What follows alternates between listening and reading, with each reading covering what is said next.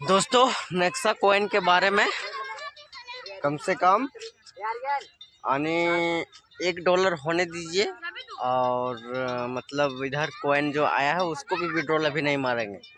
उसको विड्रॉल जब मारेंगे जब डॉलर और ये नेक्सा गिफ्टेड नेक्सा और डॉलर से कॉइन कैसे यहाँ पे विड्रॉल तो सारा चीज़ सारा ऑप्शन बता देंगे। बस 2 से 3 दिन लगेगा, उसमें सारा कॉइन देख सकते हैं। इतना कॉइन मेरा गिफ्टेड कॉइन है, तो ये कॉइन संग्रहण दीजिए। उसके बाद हम सारा चीज प्रूफ हम वीडियो में बताएंगे, ठीक है।